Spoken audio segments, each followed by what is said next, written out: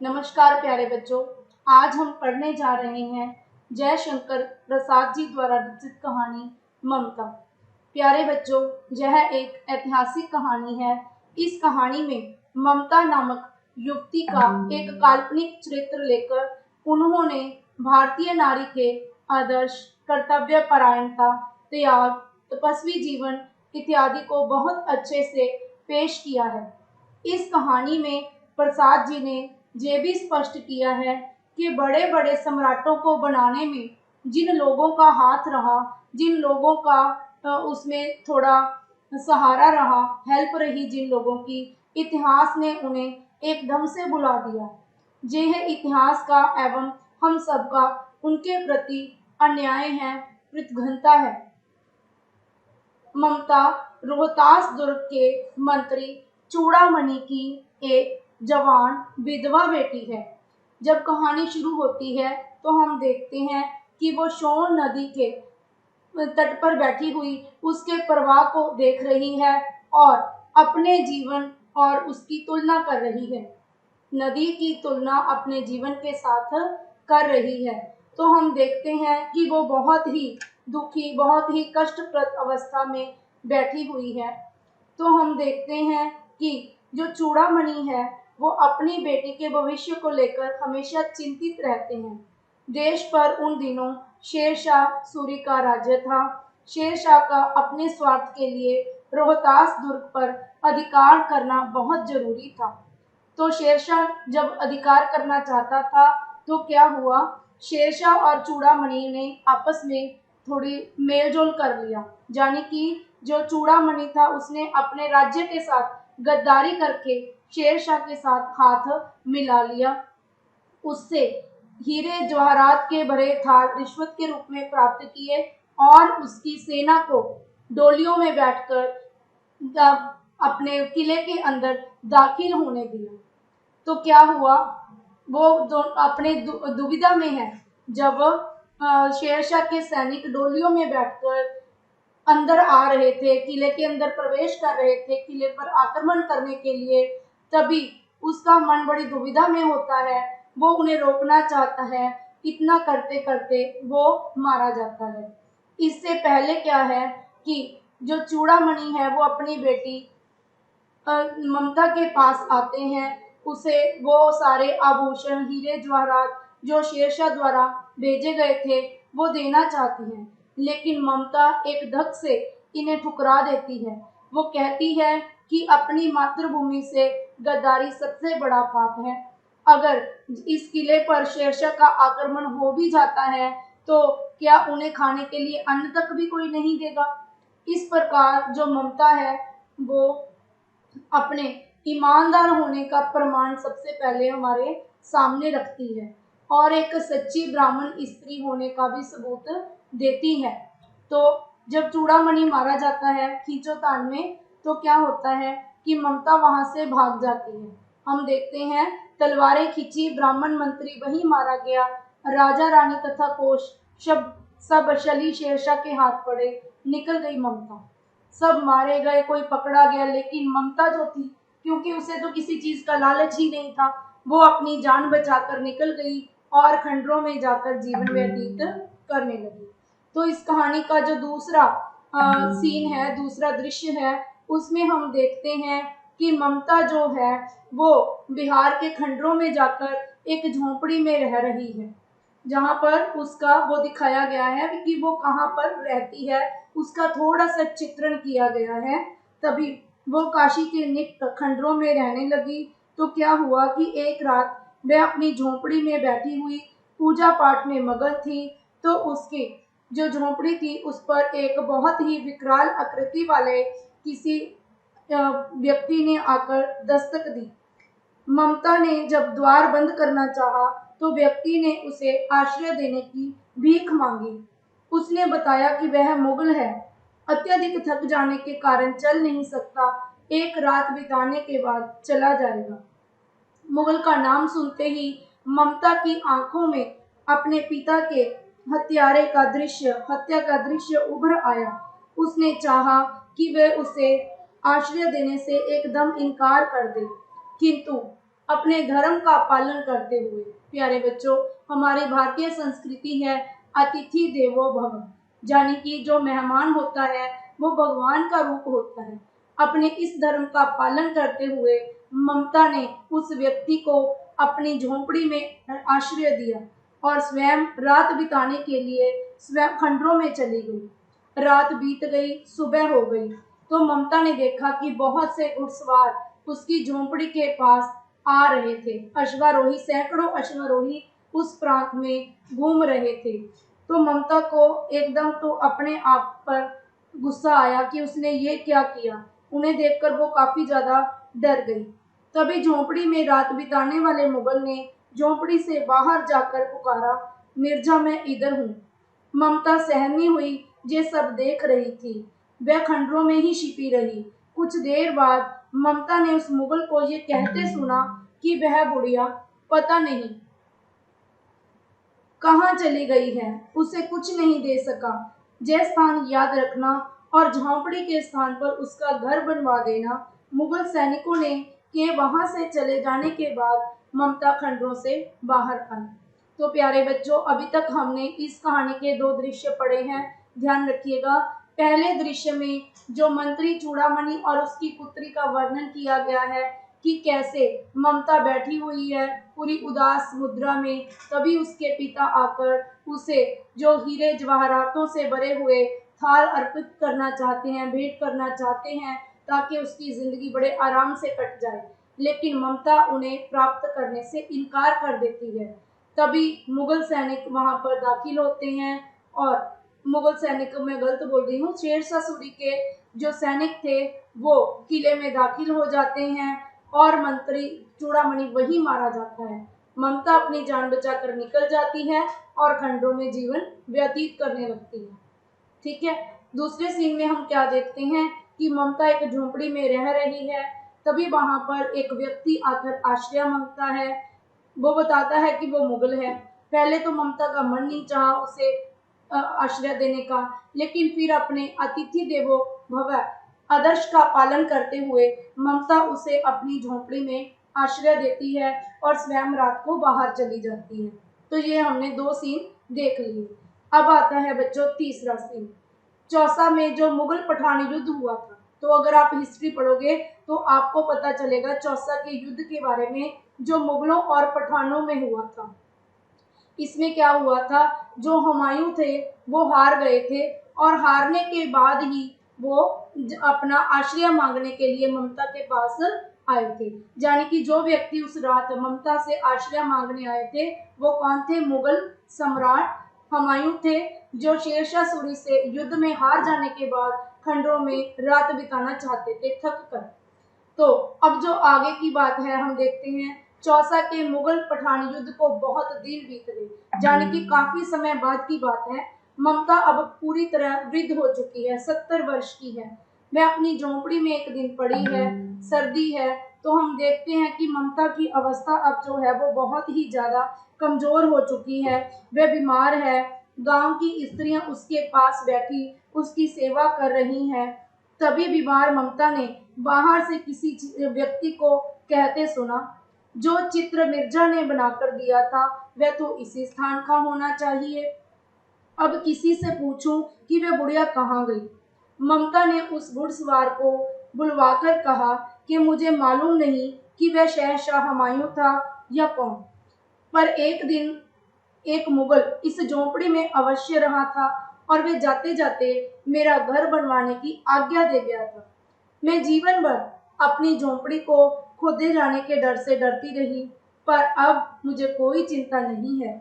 मैं इसे झोंपड़ी को छोड़े जा रही हूँ। आप चाहे इसकी जगह मकान बनाओ या महल बनाओ, मैं अपने विश्राम गृह में जाती हूँ। वह अश्वारोही अवाक खड़ा था। बुढ़िया के प्राण पक्षी अनंत में उड़ गए।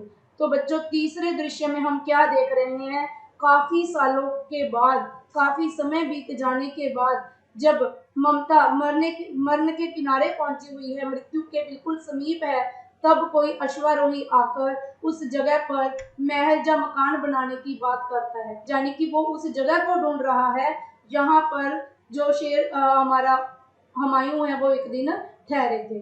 तो ममता उन्हें ये बात बताती है, स्पष्ट करती है कि वह जो हुमायूं थे वो एक रात उसी की झोंपड़ी में रुके थे, लेकिन वह सारी जिंदगी अपनी झोंपड़ी को तोड़वाना ना चाहते हुए डरती रही।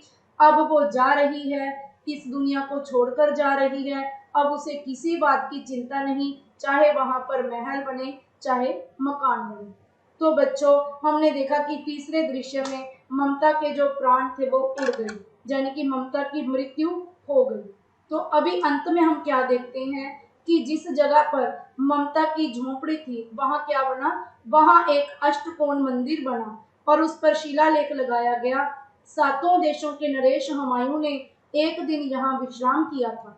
यानी कि उस जगह का महत्व भी क्या बताया गया कि उस जगह का यह महत्व है कि वहां पर एक दिन हुमायूं ने विश्राम किया था।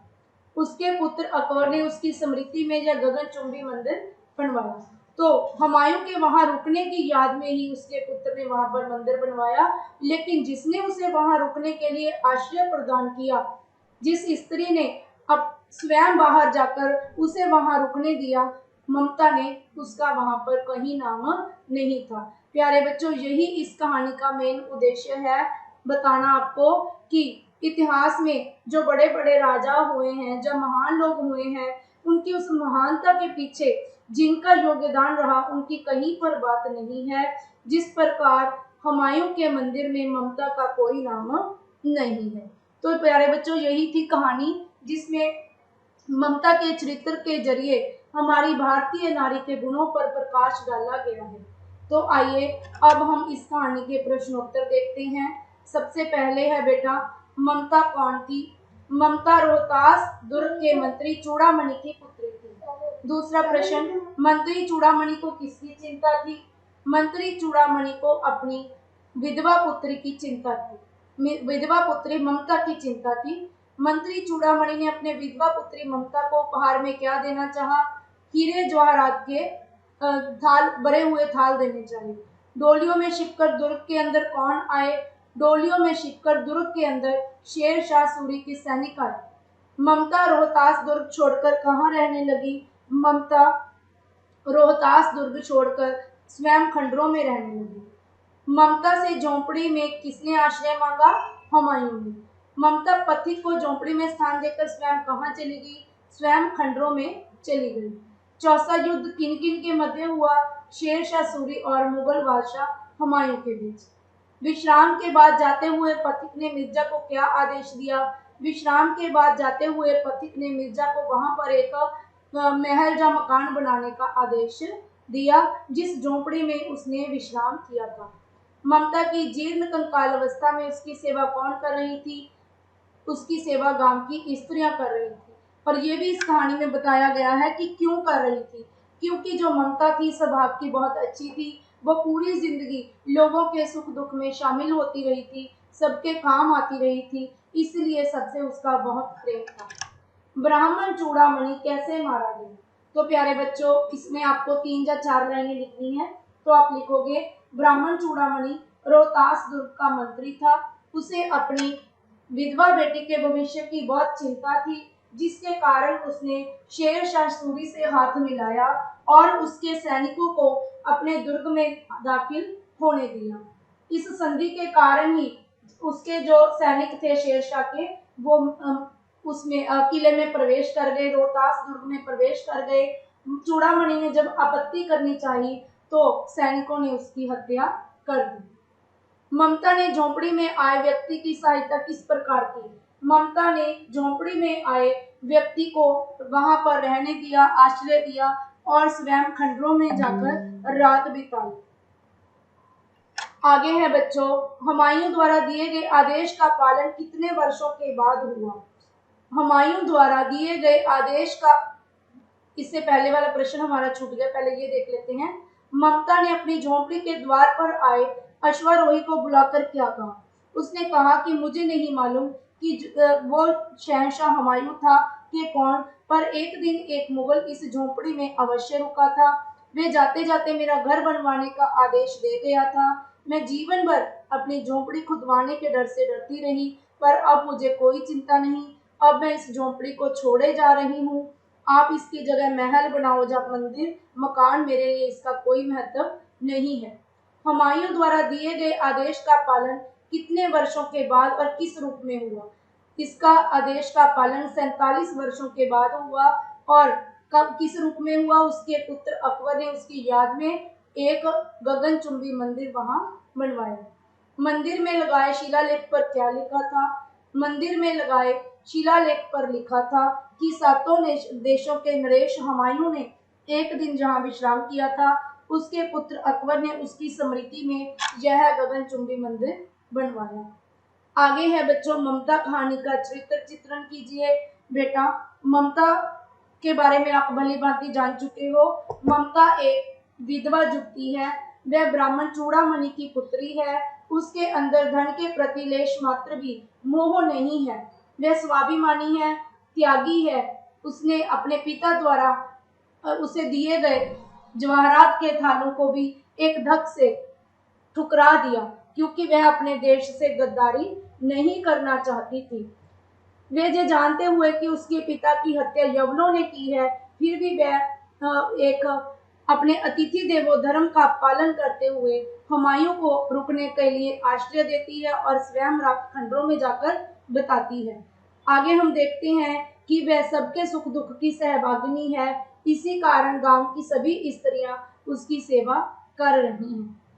और लास्ट में हम ये लिख सकते हैं कि उसके मन में कोई लालच नहीं है। उसने पूरा जीवन एक झोंपड़ी में बिता दिया। और जबकि मुगल बादशाह हुमायूं ने उसका घर बनवाने का आदेश दिया था, लेकिन उसके लिए उसने अपनी तरफ से कोई प्रयास नहीं किया। आगे है बच्चों ममता कहानी से हमें क्या शिक्षा मिलती है?